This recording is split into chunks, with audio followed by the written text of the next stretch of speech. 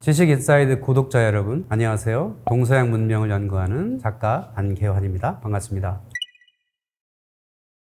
아편에 취한 사진들은 오늘날에도 여러 나라에서 많이 발견할 수 있는 거 비슷하고요. 중국 남부 지역에 많은 사람들이 아편 중독자들이 있었기 때문에 특히 노동자들이 일을 안 하고 그런 아편에 취해서 중독돼서 이렇게 거리에 있는 모습들이 당시에 청나라의 조정 입장에서 굉장히 심각했다는 거죠. 가장 심각했던 것은 청나라 황제였던 도광제도 젊어서 아편 중독자였기도 했고요. 또 많은 관리들도 아편 중독자가 많았다 그래요. 관리들 중에서 10%, 20% 가까이가 아편에 이렇게 취했던 사람들이 많이 있었다. 청나라 입장에서는 국가 경제가 피폐해지고 있다. 그러니까 농민들 입장에서는 청나라 조정이 잘못하고 있다. 그러니까 농민들이 봉기할 수 있을 정도로 심각했다는 거죠. 그러니까 중독자가 심각한 거는 눈에 보이는 거지만 눈에 안 보이는 건 경제가 더 어려워지고 있다는 게 더 심각한 문제거죠.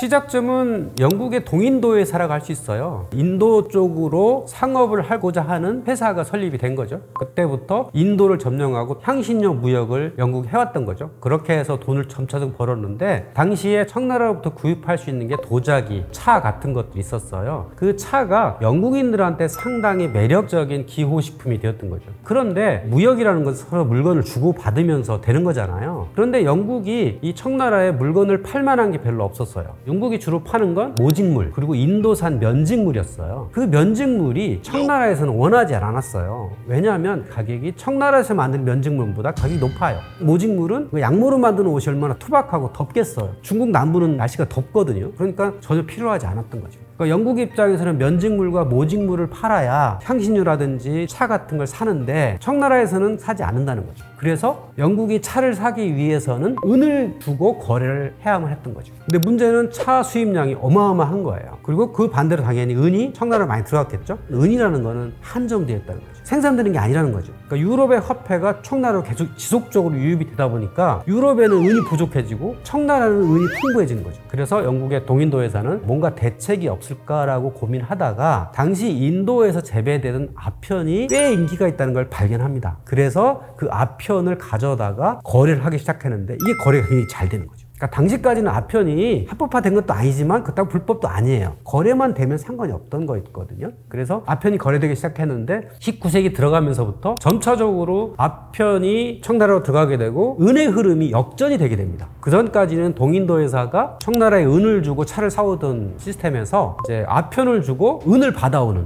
이런 체제가 된 거죠. 청나라 입장에서 그동안에 은이 유입이 더 많았었는데 어느 순간 유출이 더 많게 되는 사건이 벌어지게 된 겁니다. 그래서 1830년쯤 되면 은이 2천만 양 이상을 청나라에서 빠져나가는 결과가 되게 된 거죠. 자, 이렇게 해서 은 가격이 올라가게 되는 거예요. 여기서 문제가 발생하게 된 겁니다. 좀 이상하지만 국가가 한 게 아니라 동인도 회사가 상업 활동을 주로 했거든요. 19세기를 넘어서면서 인도를 식민지화하기 시작했어요. 근데 그 식민지화를 하다 보니까 군대가 더 많아지게 되고 돈이 너무 많이 들게 되고 그래서 동인도 회사가 어려워져요. 그래서 그 동인도 회사에 출자한 귀족들 입장에서는 그전까지는 이렇게 은을 주고 차를 사오고 우리가 식탁에서 차를 마시는 그런 상품이 정상적인 거래였는데 어느 날 갑자기 그 거래가 아편으로 바뀌게 되니까 이들도 도덕적으로 문제가 있다라고 느끼게 된 거죠. 거기서 어떤 정치적 알력 같은 것들이 생기고 있었어요. 그러니까 모든 사람들이 이것을 도덕적으로 나쁘다라고 생각한 건 아니고요. 영국 상원 내에서도 어떤 사람들은 그 아편 쪽에 거래하는 거기에 투자를 많이 했기 때문에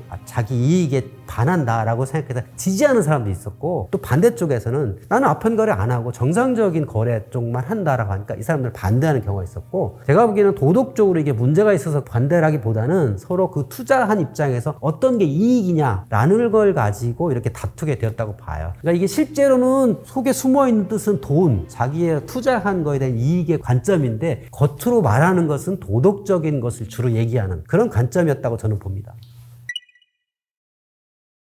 아편전이 일어나기 전까지 이 아편의 거래에 대해서 청나라 내부에서도 설왕설래를 한 거예요. 이것을 금지시켜야 되느냐, 그냥 합법화시켜야 되느냐 그런 얘기가 많이 있었는데 임칙서라고 하는 관료가 이거는 문제가 있다. 경제적으로 문제가 있고 민중들이 아편에 취해서 일을 안 한다. 그렇기 때문에 이것을 반드시 금지시켜야 된다고 강력하게 주장을 합니다. 그래서 청나라 조정에서 이 사람이 말이 먹혔어요. 당신 말이 옳다라고 해가지고 청나라 황제가 임칙서를 광저우의 상행을 관리하는 후차 대신에 임명을 하고 그쪽에 부임을 하게 됩니다. 이 사람이 강력하게 군대를 끌고 가서 상인들을 집합시켜 놓고 아편을 몰수한 거죠. 그래서 3만 상자 정도 되었다고 그래요. 그 상자를 다 불태우고 그 상인들을 몰아냈죠. 거래를 금지시키고. 그래서 거기 있는 상인들이 그냥 바닷가 섬이었던 홍콩 거기로 피난을 가게 되고, 그것이 영국 정부에 보고가 되게 되고, 영국 의회 의원들도 투자자였거든요. 그들의 이익을 침해하게 되니까 이것은 전쟁을 해야 된다, 이렇게 진행이 되게 된 거죠. 처음에는 그냥 가볍게 충돌이 시작했어요. 영국 배 두 척이 광저우 앞바다에서 잠깐 그냥 포사격 정도를 했거든요. 그러니까 영국 배는 2개였고 청나라 배는 29개였어요. 그냥 포사격 정도를 했는데 청나라 배가 26척이 파괴되고 영국 배는 말짱한 거예요. 그러니까 29대 2였는데 너무 쉽게 이겨버린 거죠. 그러니까 왜 그러냐면 당시에 영국은 이제 산업혁명이 일어나게 돼서 배들이 증기선이 탄생을 하게 됩니다. 또 대포가 청나라가 갖고 있었던 대포에 비해서 훨씬 더 사거리도 길고 정확한 대포가 있었던 거죠. 그래서 간단하게 전쟁이 일어났다가 그 다음 해에 이 임칙서가 영국의 군함은 너무 강력하다, 그래서 이 광저우 해안가에다가 대포를 많이 사서 배치를 해둡니다. 영국 배들은 도저히 이쪽에서 싸움하면 안 되겠다라고 해가지고 배를 끌고 전혀 대비가 안 된 북쪽으로 올라가게 된 겁니다. 오늘날의 상해 지역이 있죠. 그 양쪽은 하루에 가서 이렇게 포사격을 하고 싸움을 벌이다 보니까 압도적으로 영국 해군이 앞서 있었던 거죠. 그래서 승리가 확실하게 영국 쪽으로 기울게 된 계기가 된 거죠. 청나라는 워낙 거대하기 때문에 이 영국, 프랑스, 러시아 이런 나라들이 계속 침략을 하고 또 일부 땅을 차지하고 하더라도 그렇게 청나라가 쉽게 무너질 나라는 아니에요. 규모에서 차이가 워낙 크거든요. 그래서 바로 심지가 되진 않고요. 야금야금 땅을 조금씩 뺏기게 되고, 중요한 건 또 경제력이 점차 몰락하게 되었다는 게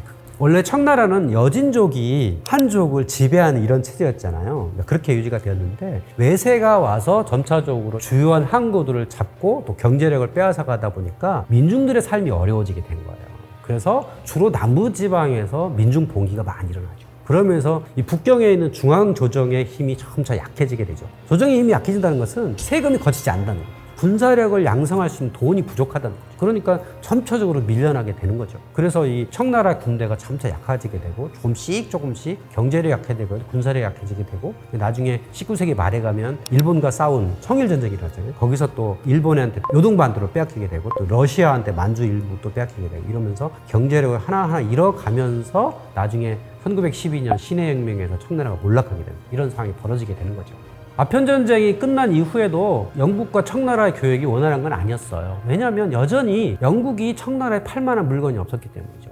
영국의 물건이란 게 사실은 굉장히 시원치 않아요. 거기서 영국이 정상적인 무역으로는 잘 안 되는데 그럼 어떻게 하면 영국 이익을 획득했냐? 결국은 군사적인 압박 또는 착취, 약탈 이런 것들을 지속적으로 해왔던 거죠. 그 전까지는 이 청이란 나라는 유럽 사회에서도 굉장히 대단히 경제적으로 문화적으로 앞선 나라로 알려져 있었어요. 그런데 1840년에 아편전쟁 이후에 저거 한번 해볼 만하다, 이런 생각을 서구의 나라들한테 하게 한 거죠.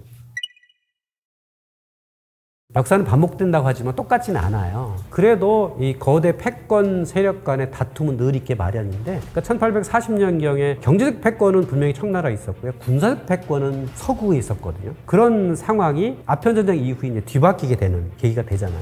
그러니까 오늘날에도 동아시아에 있는 여러 나라들과 아니면 중국과 미국, 서구와의 패권 전쟁은 지속되고 있죠. 지금 하나의 구도는 미국과 G7 국가들이 하나의 패권 그룹이라면 러시아, 중국, 인도와 같은 또 다른 패권 그룹이 있거든요. 여기서의 어떤 경제적, 군사적 전쟁은 지속되고 있다고 보여지죠. 패권 전쟁은 항상 정치 간의 경쟁이기도 하고 경제 간의 전쟁이기도 해요. 항상 어떤 사건을 볼 때 저건 정치적 사건이야, 경제적 사건이야, 눈에 보이긴 하지만 그 속에 항상 정치와 경제가 엮여 있어요. 그러니까 그런 측면에서 보면 그냥 눈에 보이는 현상만으로 승패를 결정할 수는 없다는 거죠. 정치와 경제가 맞물려 있기 때문에 그걸 같이 봐야 된다. 이 청이라고 하는 거대 제국과 군사적으로 앞선 서구 간의 관계를 보여준다고 봐요. 그러니까 한 방에 무너뜨릴 수 없는 거대 제국이었다는 거죠. 그것을 야금야금 하나씩 무너뜨려야만 가능했던, 거기서 이익을 취해야만 했던 프랑스와 영국 또는 러시아의 관계였던 거죠. 자, 이 아편전쟁에서 우리가 대인들이 얻을 수 있는 건 뭐냐면 항상 최신 무기를 갖고 있어야 된다는 거예요. 그러니까 군사적인 측면에서는 병력 숫자가 많고 대포 숫자가 많고 숫자적으로는 큰 차이가 나지 않는다 하더라도 어떤 게 최첨단 무기냐, 여기에 따라서 승패가 완전히 결정이 돼요. 겉으로 보기엔 큰 차이가 없다 하더라도 거기서 이기느냐 지느냐 결정이 되기 때문에 개인들에 있어서도 내가 얼마나 이 시대에 필요한 최첨단 무기를 갖고 있느냐 아닌가에 따라서 승패가 결정된다는 거죠. 승패는 뭐 3대2, 6대4가 아니라 9대1 아니면 10대0 이렇게 된다는 거예요. 작은 차이가 큰 결과를 맺기 때문에 항상 나는 최신 기술, 최신 생각 이런 것들을 무장하고 있어야만 그것이 결과적으로 승리를 얻을 수 있는 그런 계기가 된다고 하는 거죠.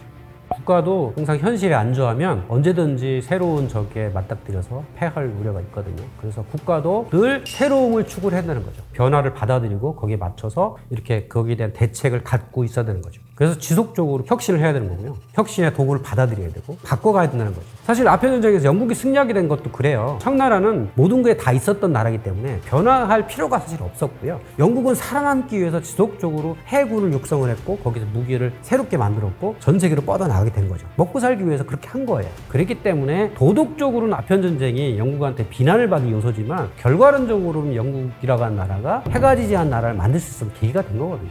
당한 입장에서는 나쁜 거지만 영국 입장에서는 지속적으로 새로움을 추구했고 새로운 땅을 개척을 했고 새로운 무기를 만들었고 계속 경제 활동을 했고 이랬다는 거죠. 적벽대전은 두 가지 관점을 나눠서 봐야 돼요. 역사적인 관점이냐 소설적 관점이냐 나눠 봐야 됩니다. 역사적 관점에서 보면 역사상 가장 허무한 전쟁이고요. 이름값만 높은 별 가치 없는 전쟁. 조조가 굳이 하지 않아서도 될 전쟁을 해서 패하고 돌아가게 된 그런 작은 전쟁이었었고요. 소설적인 측면에서는 조조라고 하는 이 중원의 아주 나쁜 사람이 중원을 정벌하고 남아있는 땅 형주 장강유역을 획득하기 위해서 오나라와 싸웠던 특히 주인공 유비와 또 제갈량의 어떤 신출기몰한 능력들을 키워주기 위한 그런 소설적 어떤 내용들이 많이 들어있다 이렇게 보여집니다. 그러니까 조조한테는 그렇게 중요하지 않은 전쟁이고 그냥 간단하게 패한 전쟁이었고 유비 입장에서는 굉장히 중요한 전쟁이에요. 왜냐하면 유비는 그 전까지 자기 땅이 없었거든요. 그러니까 형주에서 그냥 신야성이라는 조그만 성을 다스리는 객장 용병대장이었어요. 자기 땅이 전혀 없었어요. 근데 적벽대전에서 이 오나라 편에 잠깐 서가지고 한번 싸움한 바람에 그 땅이 무주공산이 된 거예요. 그래서 그 비어있는 땅을 유비가 차지하게 된 거죠. 그 삼국지라고 하는 곳의 주인공이 유비 또는 유관양 삼형제 제갈량이잖아요. 이들한테는 이 적벽대전이 굉장히 중요한 사건이 되게 됩니다. 그러니까 조조가 여기서 싸움을 하지 말았어야 돼요. 원래는요. 여기 싸움할 필요가 없는 그런 곳이었는데 형주를 너무 쉽게 였다 보니까 조금 조바심 같은 게 있었던 것 같아요. 그래서 거기서 싸움을 하게 됐는데 결정적으로 조조가 패하게 된 것은 이 북방 군대가 남방에 물이 많은 곳에서 싸웠기 때문에 패하게 된 거거든요. 그러니까 조조의 군사력의 키워드는 기마병이에요. 벌판에서 싸워야 되는데 이 물에서 이 장강이라는 그 넓은 데서 훈련되지 않은 수군들을 가지고 싸움을 하려니 패할 수밖에 없는 거죠. 그러니까 나의 강점을 갖고 있지 않은 곳에서 싸움을 해봤자 이익이 없다. 이게 첫 번째 교훈이죠. 또 이 군사들의 사기를 제대로 다스리지 못했어요. 당시에 또 전염병이 돌았거든요. 그러니까 북방의 건조한 데서 살던 군사들이 남방의 아주 습한 물가에서 생활을 하다 보니까 전염병이 돌았는데 이들의 사기가 아주 낮게 되었던 거죠. 그래서 그 사기를 관리하지 못했기 때문에 결국은 패하게 됐다라고 하는 거죠. 그러니까 욕심을 부리지 말아야 된다. 두 번째는 나의 강점 있는 곳에서 싸워야지 욕심을 부려서 제대로 싸울 만한 역량을 갖추지 않은 곳에서 싸우게 되면 패할 수밖에 없다. 이런 교훈을 얻게 되죠. 어떤 사람이 회사에서 이렇게 너무 힘들어요. 그래서 친구한테 나 회사 나가서 뭐 사업이라도 하고 싶다라고 얘기를 하면 이렇게 얘기한다 그러죠. 회사는 전쟁이지만 밖에 나가면 지옥이야 라고 얘기한다 그러죠. 물론 전쟁이라고 느껴지는 상황들이 사실 많이 있어요. 우리가 이제 늘 경쟁을 하게 되잖아요. 경쟁 속에서 이기고 거기서 내가 뭔가를 얻으려면 어떻게 해야 될 것인가 이런 교훈들이 늘 있거든요. 그래서 전쟁의 수많은 사례들을 보면 어떻게 해야지 인생이라고 하는 전쟁에서 승리할 것인가 이런 교훈들이 많이 있어요. 정신적인 면도 있고 도구도 있고 지리적인 면도 있거든요. 그런 것들을 다각적으로 살펴서 수많은 경쟁사에서 이길 수 있는 어떤 교훈들을 전쟁의 사례로부터 충분히 얻을 수 있거든요. 그래서 전쟁도 여러 가지 모양이 있어요. 여러 가지 형태가 있고 여러 가지 상황들이 있어요. 그런 상황들 하나하나 읽고 느끼다 보면 나의 상황은 이 전쟁과 상당히 비슷한 것 같아. 여기서 내가 어떻게 하면 인생의 승리를 거둘 것인가 이런 것들을 교훈 하나하나 얻을 수가 있게 되죠. 전쟁 중에서 그 말라크라바 전투라는 게 있어요. 크림반도에 있었던 전쟁인데 여기서 결과론적으로 얘기하면 말라크라바 전투에서는 지휘자의 말을 무조건 맹신하는 이로써 패한 경우가 있거든요. 그러니까 자기 어떤 생각은 전혀 없이 하라는 대로 한 거예요. 그래서 결과론적으로 패했어요. 자, 이런 상황에 나는 어떻게 해야 될 것이냐. 옳지 않은 명을 받았을 때 그대로 시행하는 게 옳은 거냐 아니면 내 생각대로 하는 게 옳은 거냐 뭐 이것은 그냥 결과론적이에요. 결과가 좋으면 좋은 거고 결과가 나쁘면 나쁜 거예요. 그것은 어쨌든 중요한 건 자기 자기만의 생각을 가지고 있어야 되는 거죠. 나는 이런 상황에 이렇게 대처해야 된다 라는 생각을 끊임없이 갈고 닦아야 된다는 거죠. 그래야지 결과론적으로 승리를 얻을 수 있다는 거죠.